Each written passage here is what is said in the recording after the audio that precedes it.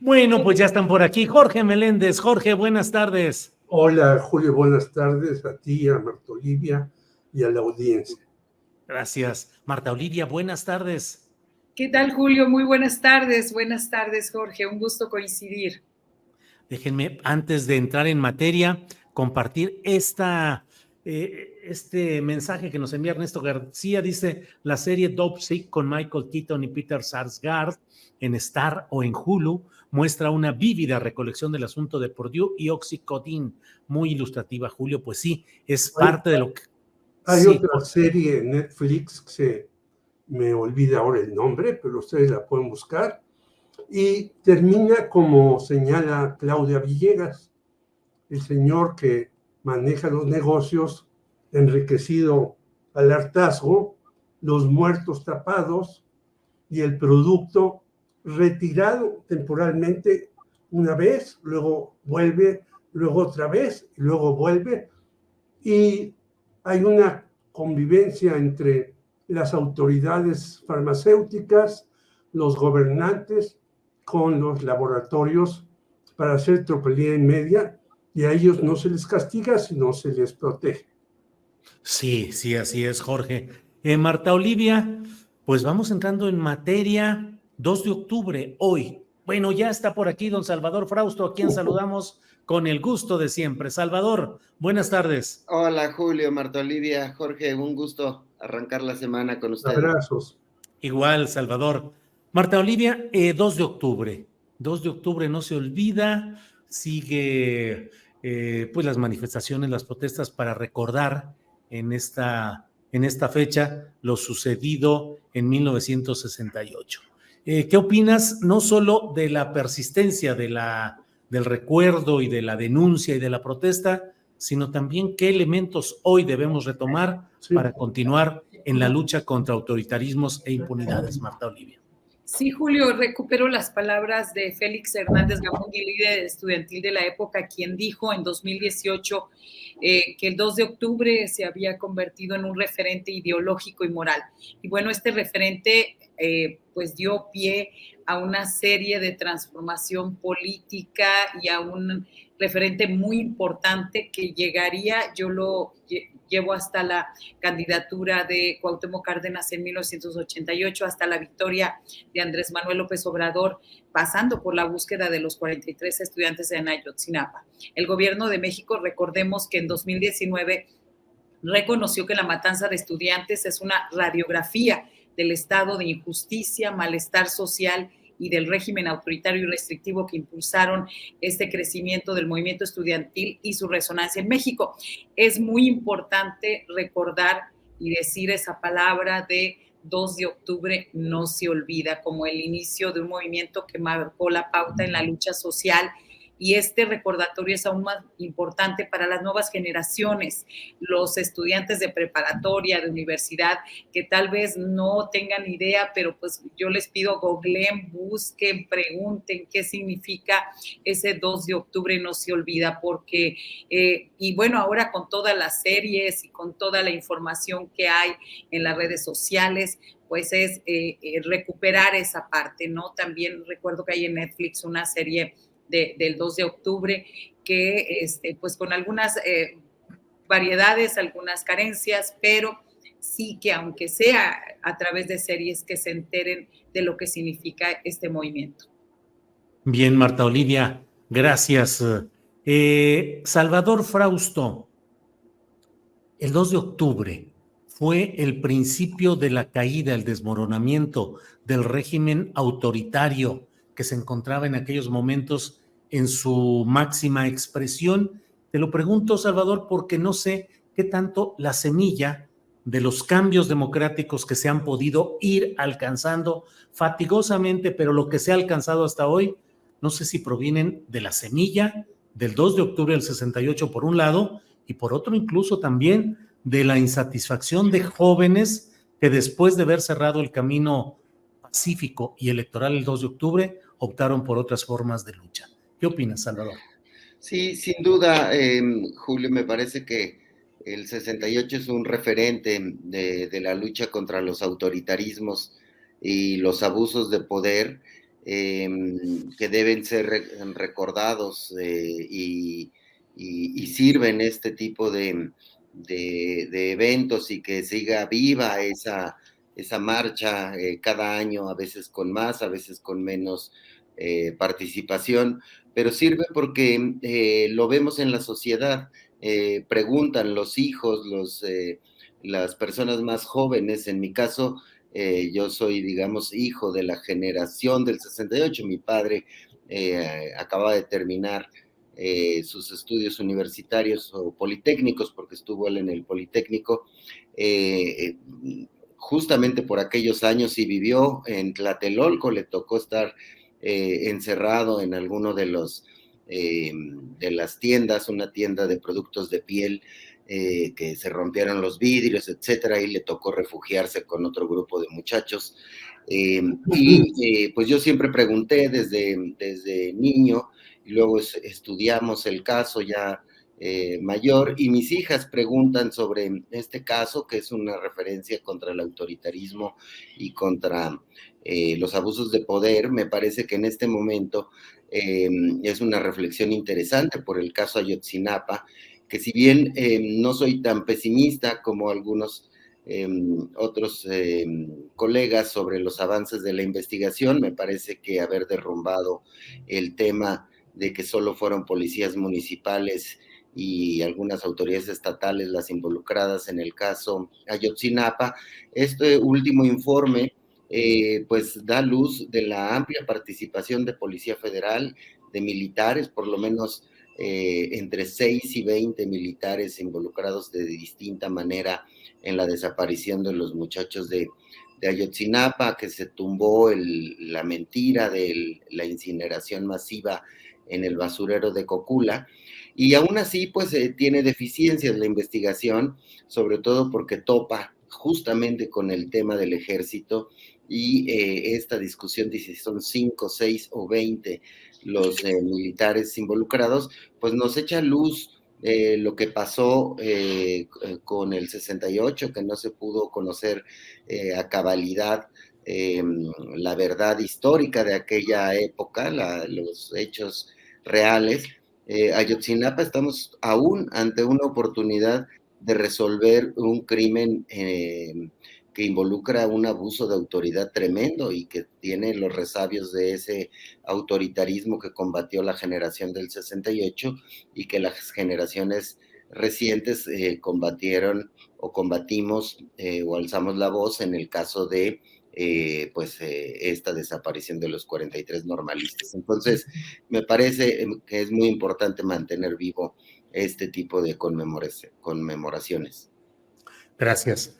Gracias, Salvador. Jorge Meléndez, ¿qué opinar de la evolución política y el ascenso democrático, fatigoso, con altibajos, pero finalmente lo que hemos podido avanzar como sociedad a partir de lo sucedido en el 2 de octubre de 1968? Esa lucha ha fructificado, se ha quedado a medias, ha sido aprovechada por oportunistas, ha sido degradada, como luego sucede con la apropiación de gestas populares auténticas por parte de camarillas empresariales, mediáticas, de poder político, en fin. Jorge, ¿qué opinas? Es todo lo que dices y más. En un movimiento tan importante como el 68, que se dio en alrededor de 60 países, incluso no hay que olvidar que en los países socialistas se acaba la primavera de Praga por la entrada de los tanques soviéticos a Checoslovaquia, que en Japón hubo un movimiento que se llamaba Sengakuren, que también participaron ahí, que en Argentina hubo un movimiento de 68, que en Estados Unidos, en Berkeley, estuvieron los primeros compañeros asesinados, y que en fin se dieron en muchas partes. Yo creo que es un verdadero despertar de las juventudes en todas partes del mundo, con sus propias maneras y casualidades. No hay que olvidar que un muchacho en Checoslovaquia, cuando entran los tanques, se incinera como bonzo vietnamita, ¿no? Y en México, bueno, tuvo dos posibilidades. Unos se fueron a la guerrilla, algunos los mataron, otros los apresaron, a otros los desaparecieron. Desde entonces empezó esa práctica, los famosos vuelos de la muerte de el coronel Abarca en Acapulco, etcétera.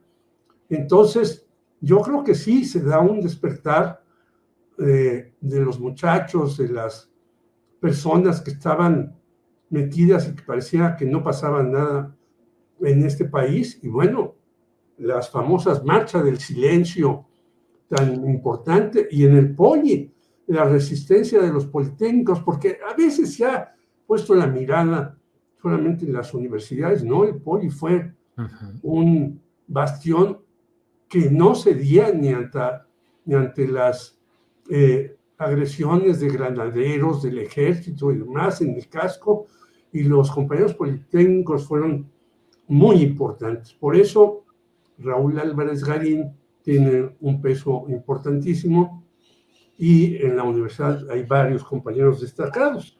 Fíjate que a los 25 años del 68, nosotros hicimos un libro que se llama Al salto al cielo, lo que no se ha dicho del 68. Y después, a los 50 años, se hizo esta edición de la Benemérita Universidad Autónoma de Puebla, de quienes participamos en el primer proyecto. Y este libro está secuestrado, no importando que hay varios fallos de que este libro, que son 65,000 ejemplares, se debe de distribuir gratuitamente en la población de la BUAP, pues no se ha cumplido con esto. Y esto es uno, por ejemplo, de los retrocesos que ha habido. Incluso en las universidades hay retrocesos, y hay problemas, y hay dificultades. Jorge, secuestrado quiere decir está en bodegas y no lo reparten. Bueno, no sé, en bodega está simplemente desaparecido. Vale. Y son 69,000 ejemplares que ya compró la UAP y que los tiene, ¿dónde? No sabemos. Algunos compañeros de la administración dicen que están en bodegas. Otros que entonces yo tengo algunos que les haré llegar a los de esta mesa, y quedan ya muy pocos de los que pudimos obtener en una primera etapa con Enrique Condé, con Rubén Arechiga y con otros compañeros.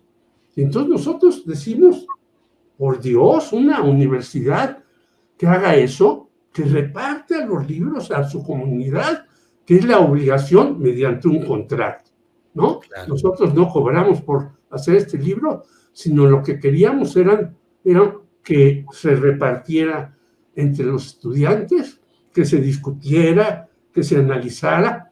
¿Por qué decimos asalto al cielo, lo que no se ha dicho del 68? Por esto que te decía, Julio, que el movimiento fue mundial casi. Segundo lugar, que en efecto hay un texto de Jorge Pou Hurtado que ya murió. Él era al principio porro del Politécnico, después se hizo brigadista,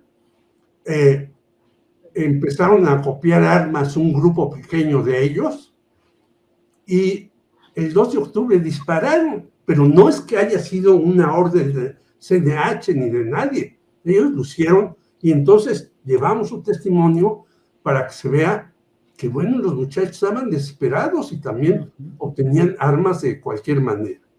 Y así otras cosas que no hay sobre el 68 en otros libros que han hecho Raúl Álvarez, Pablo Gómez y muchos más, Luis González de Alba, etc. Entonces nosotros nos dimos a la tarea de hacer este libro con cosas que no eran importantes, y ponemos el acento en una cuestión. El 68 no es el 2 de octubre. Quien lo diga ahí está faltando a la verdad. El 68 un movimiento grandísimo de estudiantes, hasta de sindicalistas. Ahí estaba Gerardo de la Torre, que murió hace poco tiempo. Él estaba de sindicalista en Pemex e hicieron un periódico que se llamaba El Crudo. Yo le pregunté a Gerardo de Torres, ¿por qué pusieron El Crudo? Bueno, porque el petróleo lo recibíamos crudo y los que hacíamos el periódico el lunes llegábamos crudos. Nos repartieron cuatro periodiquitos de estos y ya no pudieron hacer más. Pero hubo muchas cosas que no se saben, que no se ponen en la balanza, y yo creo que hay que ponerlas. Muy bien, Jorge, gracias. Marta Olivia, curioso, bueno, no sé si curiosamente, pero al mismo tiempo que estamos hablando del 2 de octubre, de las luchas populares contra gobiernos autoritarios, contra autoridades represivas, bueno, pues está la discusión acerca de Omar García Harfuch. Por ahí en el chat alguien dijo, ¿irá hoy a la conmemoración del 2 de octubre García Harfuch y gritará 2 de octubre no se olvida? Marta Olivia, ¿qué opinas de este tema? Además, hoy el propio presidente de la República dijo pues que el pueblo decida, que el pueblo tiene que decidir, y bueno, en el propio chat mucha gente dice, pues eso es la democracia, que la gente decida, y yo desde mi muy aporreada trinchera dijo, no, es que no es posible que un movimiento como Morena de izquierda presente una candidatura o precandidatura así, pero eso es lo de menos. Marta Olivia, ¿tú qué opinas? ¿Cómo ves el tema? Pues sería bastante lamentable que estuviera ahí porque no sabemos todavía su real participación, si este expediente o su nombre se encuentra reservado en este expediente de Ayotzinapa. Así que por más que actos de fe que quiera que le creamos, lo cierto es que su nombre aparece ahí en la investigación. Yo creo que sería interesante que apareciera para que quienes están ahí bueno, yo no voy a poder estar ahí, tengan memoria histórica de lo que significa un personaje así. Es la antítesis de la izquierda, un policía que tiene que ver con y tiene información. Yo no quiero decir, porque no me consta obviamente, pero tiene información de lo que pasó hace 9 años. Me parece que se trata del caso de García Harfuch, de un caso de pragmatismo político con todas las consecuencias que eso conlleva. Y cobra relevancia que sea el propio presidente quien de alguna manera le dé el visto bueno a una eventual candidatura a la jefatura de gobierno de la Ciudad de México. Yo lo que espero es que no se trate de una versión 2.0 de Miguel Ángel Mancera, a quien también apoyó López Obrador en su candidatura del 2012, solo para que el ahora senador por el PRD le diera la espalda al movimiento de AMLO y bueno, ahora se dedique a promocionar a RBD y a dar reconocimientos en el Senado de la República. Y aunque García Harfuch diga que se identifica con la izquierda, porque pues yo creo que la escuchó en algún lado, no sabe todavía yo creo que dónde, resulta difícil creerlo si revisamos la trayectoria profesional del ahora aspirante de Morena a gobernar la capital del país. Ojalá que no vaya, ojalá que vaya y pues de paso informe qué pasó con los 43 cuando él era encargado de la Policía Federal en Guerrero y que nos sigue pareciendo a todo mundo bastante extraña esta inclusión de este personaje, por más que le hagan imágenes, diseño, características de súper policía y súper guapo y súper todo. Ya tuvimos un súper guapo, recordemos a Peña Nieto, acuérdense que como le gritaban, ¿no? Adiós bombón o bombón te quiero en mi colchón, pues sí. Así nos fue. Bien, Marta Olivia, gracias. Salvador Frausto, ¿qué opinas sobre este tema? García Harfuch y las palabras hoy del presidente de la República que dice, bueno, si tienen pruebas que denuncien y finalmente el pueblo es el que tiene que decidir. Salvador. Sí, me parece que hasta el momento las pruebas contra Harfuch son estos señalamientos que hay en el expediente Ayotzinapa, en el que participó en algunas de las reuniones posteriores a la desaparición de los 43 estudiantes, y no conocemos el nivel de información que pudo haber tenido en ese momento. Él ha dicho que no formó parte en la toma de decisiones en ese momento y que incluso lo mandaron a Michoacán cuando ocurrió la desaparición de los estudiantes. Es un perfil que ciertamente no nos ha ido bien con este tipo de perfiles. Le preguntaba yo en el Café Milenio que ya tuvimos un Mancera y que terminó espiando a sus enemigos, a periodistas, a sus adversarios, y él sostiene que no ha espiado fuera de la ley. Me parece que, bueno, pues que es muy sana la discusión de qué va a hacer Morena con un personaje que, por otro lado, es muy popular y que dio muy buenos resultados en términos del combate a la seguridad, mientras que a nivel federal los homicidios, digamos que solamente se contuvieron. En la Ciudad de México se redujeron los homicidios, los feminicidios y otro tipo de delitos de alto impacto, los secuestros señaladamente de manera muy importante. Entonces, un funcionario eficiente que tiene un nivel de arrastre y de popularidad muy fuerte en la Ciudad de México, que atrae a las clases medias, pues pone la gran tentación en Morena, que justo su mirada preocupante está en reconquistar a las clases medias que votaron por Andrés Manuel López Obrador en el 2018 y que se encuentran desencantadas con, de acuerdo a lo que vimos de las elecciones del 2021, donde perdieron la mitad de las alcaldías de la Ciudad de México. Entonces es una tentación muy fuerte para Morena ir por el candidato que garantizaría, según las encuestas, una mejor posición de Morena en la Ciudad de México, incluso recuperar votos de la clase media. Sí, y del otro lado está una candidata muy clásica, muy tradicional, muy eficiente,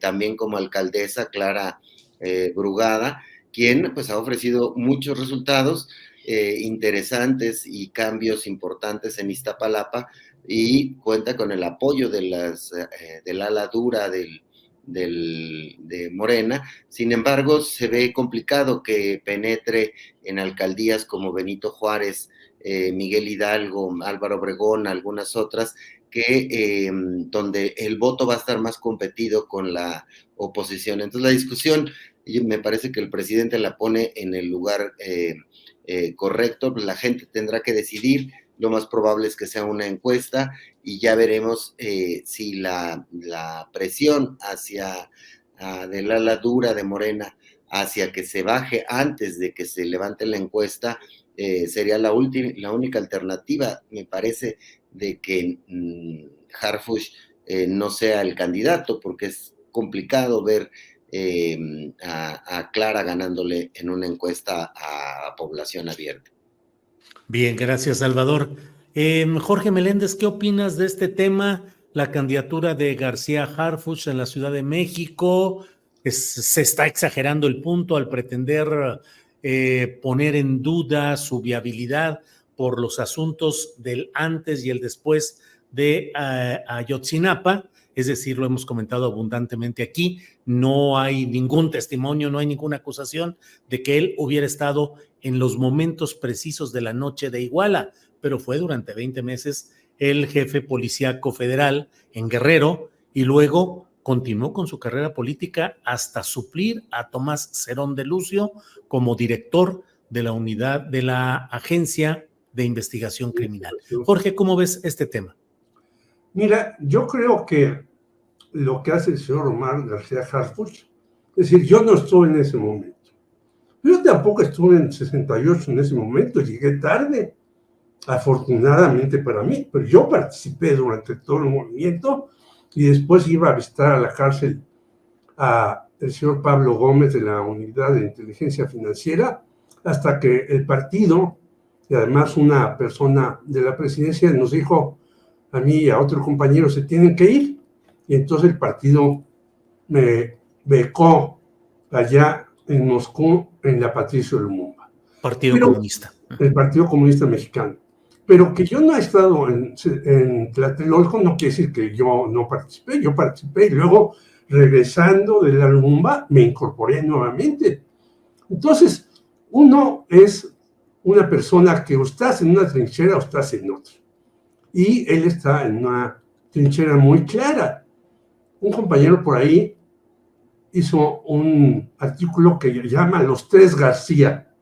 Marcelino García Barragán, su abuelo, que estuvo metido en la represión de Luis Echeverría. Y se hace por ahí un libro de Julio Scherer y Carlos Monsiváis diciendo que realmente el que estuvo hasta el tuétano ahí en Tlatelolco fue el Estado Mayor Presidencial ya desaparecido, y que Marcelino García Barragán pues, no sabía, tanto así que a un individuo que era general, que ya había estado en 2 universidades de asaltándolas, Hernández Toledo, le dan un balazo en salva hacia la parte. Entonces, hace después una remembranza de su papá, de Javier García Paniagua, pues era un policía que reprimía y que hacía cosas y más. Y luego él se presenta como pues, que no estuvo aquí, que lo mandaron para allá, que... ¿Y cómo responde sus entrevistas en general? Yo vi Café Milenio, dice que estuvo muy agudo Salvador, pero todas las entrevistas, pues lo que diga Claudia, yo no sé, yo estoy para servir al pueblo mexicano y voy a hacer lo que diga Claudia. Y bueno, ¿tú qué opinas del 68? Pues yo no participé, bueno, mi abuelo ya dio su versión, no estuvo metido. ¿Y qué opinas del movimiento cualquiera? Y se sale el individuo por la tangente, hay que decirlo muy claramente. Y por eso tú, Julio, y yo puedo ser vapuleado al rato. Yo no estoy con ese tipo de candidatos. Y no lo estoy porque desde el Partido Comunista nosotros nos opusimos a ciertos candidatos cuando el Partido Comunista hacía alianzas para llegar al legislativo. Es más, yo fui diputado suplente con Rincón Gallardo y yo estuve haciendo una serie de proyectos, entre ellos una ley de comunicación social, que jamás se presentaron, o si se presentaron por la parte del Partido Comunista, fueron a la bodega de la Cámara de Diputados, que debe ser extensísima, porque hay tal cantidad de propuestas legislativas que se hacen en 3 años, que es de 700 hasta 1000. Entonces esa bodega será un enorme tesoro para quien le permitan estar ahí, pero como decía Reyes Heroles cuando estuvo en el PRI, oiga, ¿cuál es la historia del PRI?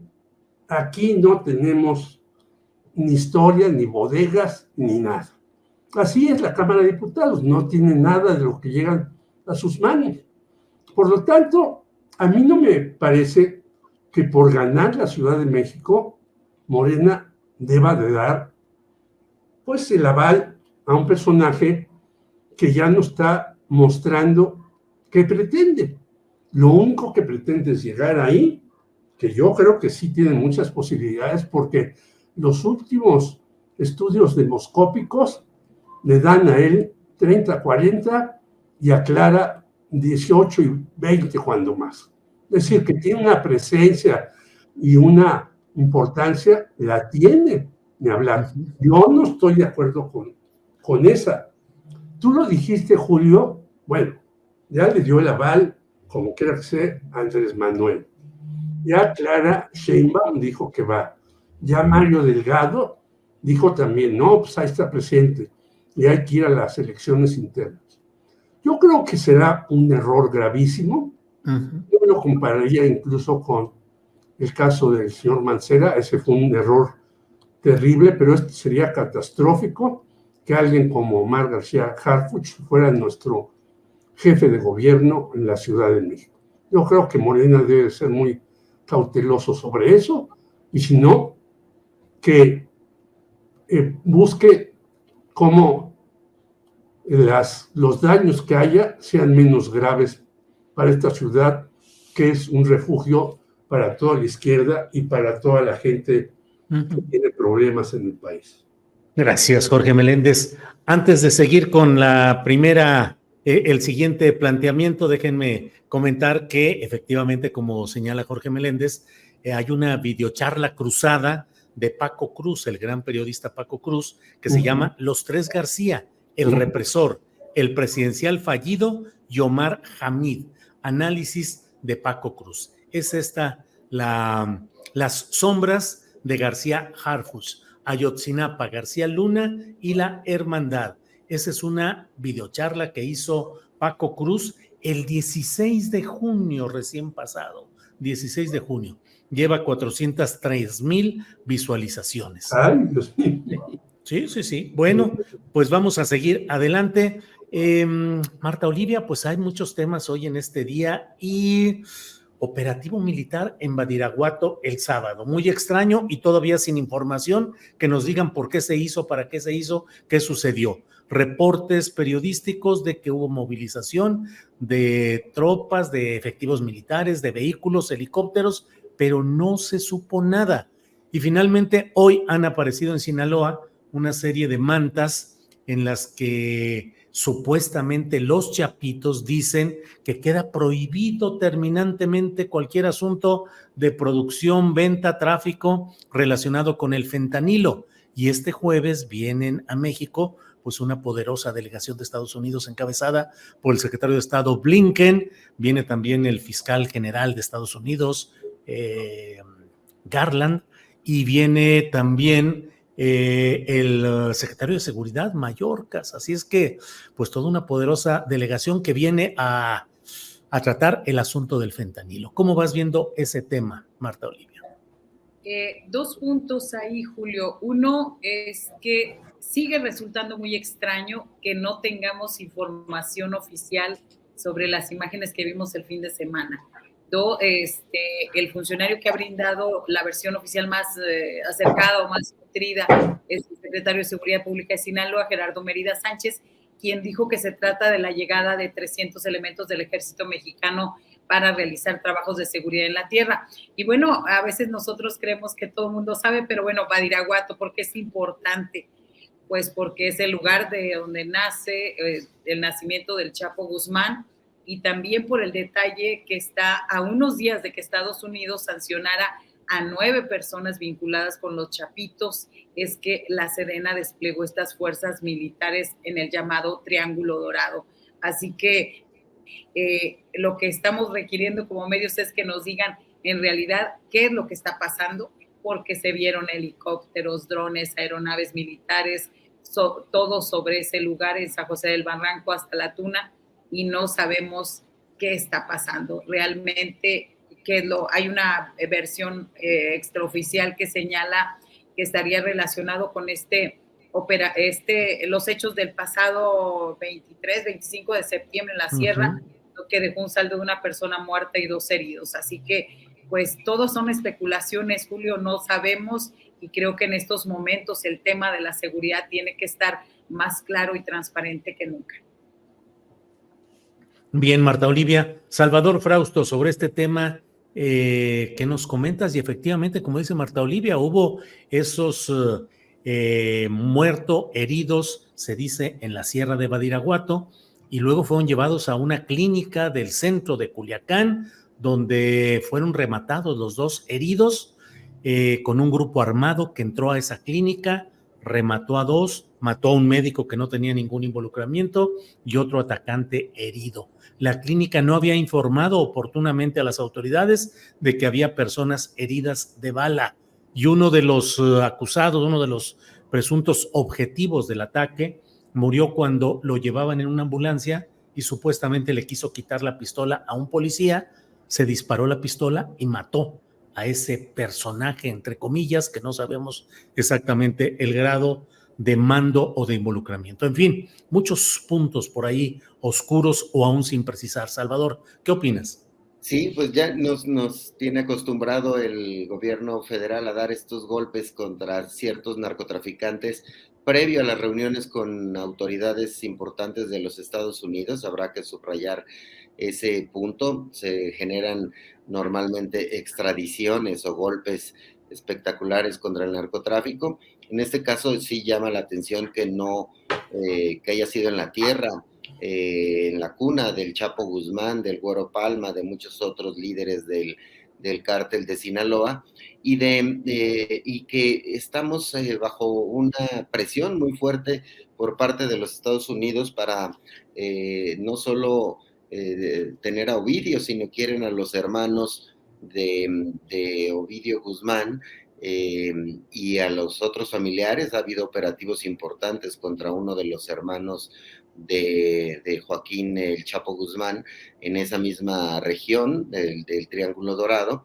Entonces, parecería que estaban buscando a más cabecillas de este cártel de Sinaloa, sobre todo porque, como se ha dado a conocer, hay muchísimos documentos, tanto de la DEA como del FBI, que señalan a los chapitos como los principales traficantes de fentanilo hacia los Estados Unidos, y los tienen totalmente en la mira. Esta es la segunda comunicación que lanzan los chapitos, ahora a través de Narcomantas, y la otra vez a través de un comunicado que hicieron llegar a medios de comunicación, en el cual pues dicen que ellos no están metidos en el tema del fentanilo. Me parece que las evidencias son muy, muy grandes de su participación, su involucramiento en este asunto, porque no son unos cuantos documentos ni unos señalamientos de algunos senadores o de solamente los republicanos. Han documentado mis compañeros, tanto Laura Sánchez Ley como Óscar Valderas, esta participación de los chapitos en el tráfico de fentanilo hacia los Estados Unidos, y cómo pues lo han movido de manera masiva y han tenido un papel muy, muy importante en este asunto. Me parece que en los próximos días pues pudiera haber mayor claridad de qué fue este gran operativo muy vistoso en Badiraguato, pero pues podemos pues prácticamente tener claro que es contra ese cártel, y los objetivos prioritarios de ese cártel son actualmente los hijos de Joaquín El Chapo Guzmán, uno de sus hermanos, incluso su socio por años, el Mayo Zambada, que ha sido pues quizá el mayor, el capo más escurridizo de todos los tiempos. Entonces, sí, habrá que, esto está relacionado sin duda con la llegada de las altas autoridades de Estados Unidos a nuestro país, y bueno, pues habrá que ver cómo evoluciona esta información, Julio. Muy bien, gracias, Salvador Frausto. Jorge Meléndez, ¿qué opinas de este tema? Badiraguato, operativo militar, Narcomantas hoy tratando de deslindarse los chapitos del tema del fentanilo, y la visita de la delegación estadounidense este jueves. Jorge. Bueno, es muy claro que los Estados Unidos nos van a insistir en esto, porque ellos tienen una política bastante camaleónica. Quieren a las personas allá en Estados Unidos, juzgarlas, todo, y luego los dejan ir. ¿Qué ocurrió con el hijo del Mayo Zambada? ¿Qué ocurrió con Emma Coronel? ¿Qué ocurrió con el Minilic? Pues a los tres los dejaron libres después de que dijeron, son los grandes traficantes y demás, y los tenían en sus manos. Pero los dejamos ir porque nos aportaron información, y entonces vamos a seguir la cadena para llegar hasta lo último. Yo creo que es clarísimo desde hace un buen número de años que estos muchachos pues siguen en las mismas, y no solamente en el fentanilo, sino en lo que caiga, que es lo que hace cualquier narcotraficante. Pero ya los tienen, como dice Salvador, totalmente puestos, identificados. Y hemos visto hasta videos de cómo hay en la Sierra de Sinaloa laboratorios que el ejército desmantela, que producen fentanilo. Entonces estos muchachos no pueden decir que no están haciendo estas tropelías, sí la están haciendo, y van a, tarde o temprano, van a pagar por eso. Pero lo que también es desconcertante es que los Estados Unidos solamente busque atrapar a las personas y después dejarlas libres. Entonces, ¿cuándo se va a acabar esto si los propios traficantes ven que soltando la sopa, como se decía antiguamente, cuando te detenían, puedes eximirte de una condena larga y vivir ¿dónde? ¿Quién sabe? Porque son testigos protegidos de los Estados Unidos. Entonces, esto me lleva a lo que decía también López Obrador, pues que nos dé 60 millones de dólares o que no nos dé no tiene importancia. Lo importante es que allá también combatan a sus cárteles que existen y que no los tocan muchas veces. Bueno, hasta series de televisión estadounidenses vemos que un policía en una serie famosa de Chicago reúne a 2 narcotraficantes para que hagan las paces, no se maten y sigan con el tráfico de estupefacientes. Esa es la inmoralidad de los Estados Unidos también al tratar de agarrarnos por el cuello y que nosotros hagamos el trabajo sucio que les corresponde también a ellos. Bien, Jorge, gracias. Marta Olivia, pues el tiempo se nos va como siempre, pero han detenido a Andrés Roemer, diplomático muy peculiar, tuvo que salir del servicio diplomático luego de decidir que su lealtad estaba más con Israel que con México, que era el país que representaba en una votación internacional, y acusado de una serie de delitos relacionados con violaciones y abusos sexuales, ha sido detenido. El presidente de la República dice que lo van a extraditar. Y bueno, ahí está. La pregunta también es, bueno, Roemer muy bien, ¿y qué pasa con Cerón de Lucio? ¿Cuál es tu punto de vista, Marta Olivia, por favor? Sí, claro, justo iba a comentar esa parte. Creo que una de las situaciones más difíciles cuando se habla de alguien que huye de la justicia en México, siempre saben que hay varios países que son paraísos para ellos, para no ser perseguidos o que hay bastantes complicaciones para regresarlos. Uno es, en el caso, es Canadá y otro Israel. Entonces, me parece que esto abre la puerta enormemente para que quienes se creían protegidos por este país, crean que no pueden ser detenidos. Creo que es un buen inicio y se ha estado, no en el caso de Roemer, pero sí de Tomás Cerón, presionando muchísimo para que sea extraditado. Entonces, me parece que este es un buen inicio para que ya nadie crea que Israel es el paraíso de los fugados en México. Y hablo de que también es un país al que pensaba ir Francisco García Cabeza de Vaca, exgobernador de Tamaulipas. Pero también, Julio, rápido quiero comentar que es que no pasemos de largo, que con esta situación se agravan los problemas legales para quien fuera uno de los principales socios y amigos de Ricardo Salinas Pliego y de otros empresarios de renombre en México. Esperemos que sea el principio de la impartición de justicia para decenas de mujeres que fueron agredidas sexualmente por un hombre que aprovechó su coto de poder, sus influencias con representantes de la iniciativa privada para abusar de jóvenes. Más de 60 denuncias de acoso y de abuso sexual. Así que el reclutamiento que hacía de mujeres jóvenes en los festivales, lo que les prometía a través de financiamiento público y también a través de TV Azteca. Yo creo que eso es muy, muy importante, no perder de vista. Esto es importante. Lo otro, pero también saber que el año pasado él también hizo una demanda por daño moral a una de los que lo acusaban y pues no prosperó, porque obviamente hay demasiadas pruebas en contra de él.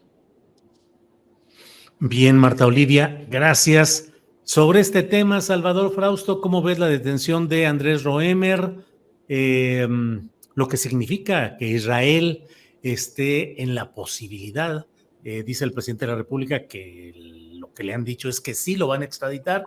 Bueno, pues que hubiera ese gesto de Israel, que no tenemos tratado de extradición México-Israel, y bueno, que de cualquier manera acepten, detengan y eventualmente extraditen a Roemer. Y la otra pregunta es, bueno, no vaya a ser que esa buena voluntad justiciera se quede ahí y ya no alcance a Tomás Cerón. Salvador Frausto.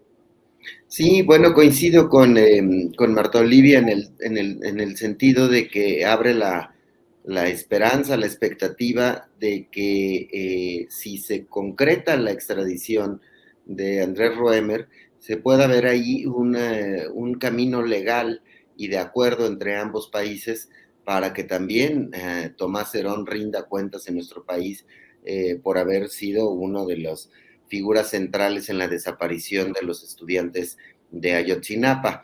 Ahora bien, centrándonos en el tema de Roemer, pues es un depredador sexual con más de 60 acusaciones de mujeres que dicen haber sido violentadas sexualmente por este personaje bajo el amparo y el cuidado de una serie de políticos y de empresarios poderosos de los que se rodeaba. Además, pues Roemer tuvo un financiamiento público en los sexenios hacia sus organizaciones sociales o asociaciones civiles de parte del gobierno de Peña Nieto y de Felipe Calderón principalmente.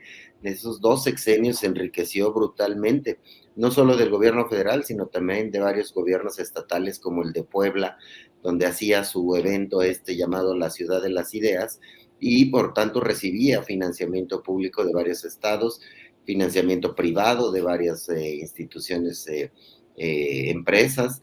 Entonces, Andrés Roemer era un personaje súper exótico. Yo recuerdo que hizo un gran texto periodístico mi compañera Alejandra Crail para MX hace algunos años, en el cual relataba cómo cambiaba de posición política, diplomática, y se iba con todo y el piano, es decir, tenían que trasladarle su piano completamente hacia París, rentaba la casa más cara en París, hacía grandes fiestones, tenía ahí una vida exótica de manera tremenda, y fue un personaje que vivió en una impunidad muy fuerte y afectando la vida de 66 mujeres, por lo menos, que son las que han denunciado. Así que esperemos que la justicia llegue contra este depredador sexual que se andaba paseando libremente por Israel. Y bueno, pues de verdad sería un gran éxito para las negociaciones entre ambos países que pudiera caer este personaje, y abriría, en mi opinión, la puerta, la rendija para que Tomás Herón también rinda cuentas en nuestro país. Bien, gracias, Salvador. Jorge Meléndez, ya estamos ahora sí en la parte final, 2:50 p.m. ¿Cómo ves el tema de Roemer y Cerón eventualmente? Pues yo creo que ya han dicho Marta Olivia, y me sumo a su planteamiento. Este señor Roemer vendía que hacía una serie de convivencias culturales muy importantes, traía personajes del mundo entero, los pasaba, hacía todo. Y tenía los apoyos de los gobiernos federales y estatales. Yo estuve en Puebla, en esta ciudad de las ideas, y también tenía el apoyo de este señor Ricardo Salinas Pliego, quien acaba de perder 2 procesos importantes. Uno en la Suprema Corte de Justicia de la Nación, por 3 votos contra 1. El que lo apoyó fue el togado Luis María Aguilar, que es el mismo que le dio carta blanca a Chihuahua y a Coahuila para que censuraran los libros de texto gratuito. Y este señor Salinas Pliego perdió ahí en primera instancia porque no ha pagado más de 27 mil millones de pesos de una serie de concursos a los que ha estado sometido, porque no paga este señor, aunque pagó hace poco 2.277 millones de pesos de otro ejercicio.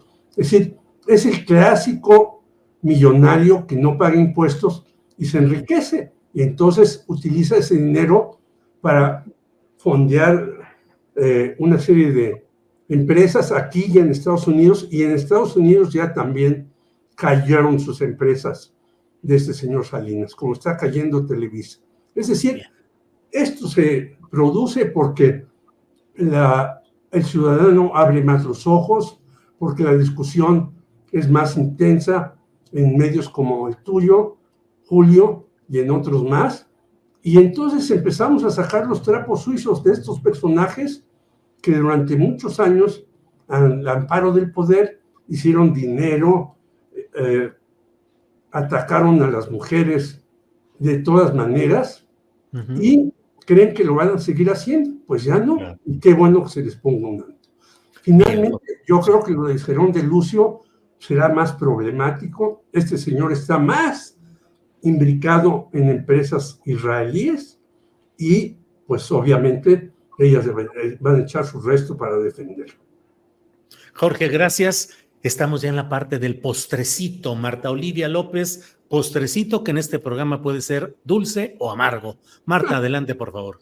Amargo en este caso. Ayer un derrumbe del techo en una iglesia católica en Ciudad Madero ha dejado 11 muertos, personas que asistían a primeras comuniones y presentaciones de niños. Y bueno, esto nos viene a llamar la atención muy fuertemente, una edificación de hace 50 años, pero creo que esto nos viene a revisar todos los edificios públicos, todos los lugares donde hay gente que se reúne continuamente.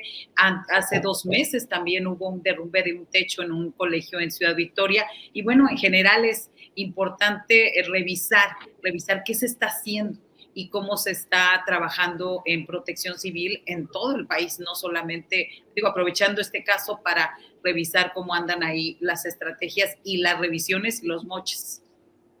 Bien, gracias, Marta Olivia. Salvador Frausto, postrecito, por favor. Sí, pues, y ante todo esto, Xóchitl Gálvez sigue sin levantar bandera, ¿no? Ya hasta nos olvidamos del fenómeno Gálvez, que supuestamente iba a inquietar y a mover las arenas políticas de manera muy fuerte, y sigue un desorden en su campaña sin nombrar, decía que iba a nombrar voceros, medio los nombró, luego no, como que no los termina de nombrar, le dijeron que no a algunos, ella es muy su amiga, pero no va a ser su vocera, tampoco Germán Martínez. Sigue el rumor de que Marcelo Ebrard está coqueteando con acercarse como coordinador general de la campaña, y Krill enojado porque y guardadito, actuando, digamos, en pantuflas o en calcetines para no hacer ruido.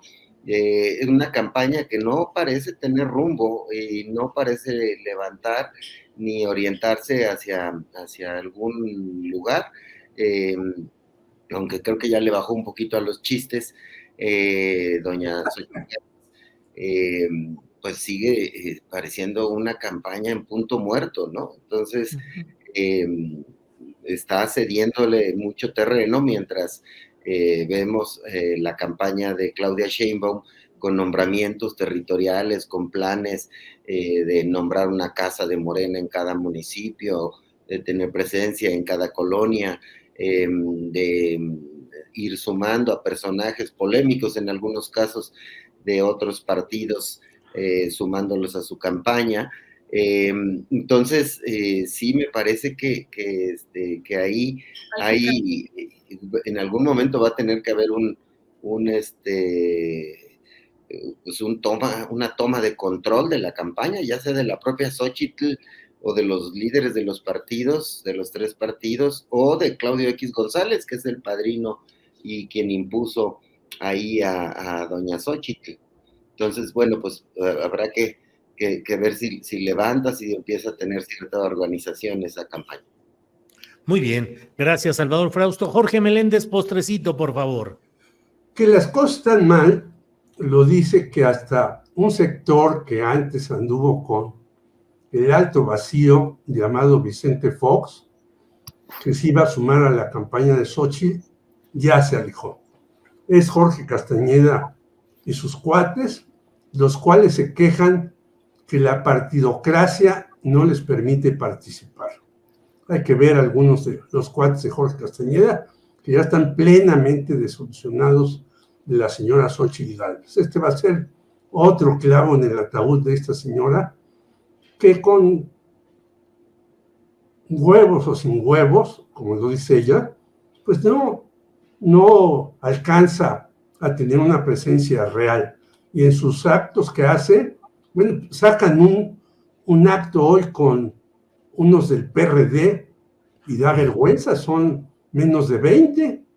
Chucho Zambrano lo encabeza y dices, bueno, pues ¿cómo va a ganar una elección presidencial esta señora si hace un acto de 20 perredistas, ¿no? Eso ve el desfiguro. Y en segundo lugar, yo quisiera señalar que el próximo gobierno, porque este no lo hizo, debe de ponerle más en la balanza a la cultura. Ya hablamos de lo de Roemer, que sí le metían los gobiernos panistas y priistas, como dijo Salvador, dinero a estas cosas, aunque no era cultura, era un simple desfile de personalidades. Pero yo creo que la ha aprendido bien esta receta que está muy clara en Colombia, es Clara Brugada, y por eso tiene toda una serie de mecanismos para acercar a la gente, tanto los que son adictos a alguna cosa o los que quieren emprender un nuevo camino para salir de la pobreza. Y yo creo que eso que ha hecho Clara Brugada es una enseñanza no para mí y para este grupo, sino para todos. Y yo creo que ella merece una oportunidad, a pesar de que está aparentemente mal ranqueada en las preferencias de Moreno. Bien, Jorge Meléndez. Ahora, si ustedes me permiten, Jorge, Marta, Salvador, denme chance de hacer yo un pequeño postrecito. Claro, adelante, señor. Nuestro querido Jorge Meléndez es uno de los periodistas más destacados, más respetados, un periodista a quien yo admiro, a quien he seguido siempre su trayectoria. Forma parte de un grupo de amigos periodistas, José Reveles, Rogelio Hernández López, Jorge Meléndez, de un gran respeto. Jorge va a ir, después de este programa, así lo quiso, a un tratamiento médico personal especial. Decidió estar con nosotros antes de ir a ese tratamiento y bueno, como siempre, desearle que salga muy bien, decirle que hay un gran cariño de todos quienes estimamos y apreciamos la congruencia. Jorge Meléndez ha sido un hombre congruente, de izquierda siempre, luchador claro, crítico, que no ha cedido a la tentación de los cargos públicos, de la nómina especial, sino que ha ejercido la función política, cívica, cuando ha sido su momento, o la función periodística en otros casos. Así es que, Jorge, con mucho amor y mucho cariño de todos nosotros, que te vaya muy bien en este tratamiento. Gracias. Gracias, Jorge. Hasta luego. Adiós. Mucho Gracias. cariño y buena vibra, Jorge. Ahí vamos. Bien. Adelante, adelante. Que todo salga bien, estamos contigo siempre, nuestro respeto, admiración y cariño, Jorge. Bien. Gracias. Bien, Jorge.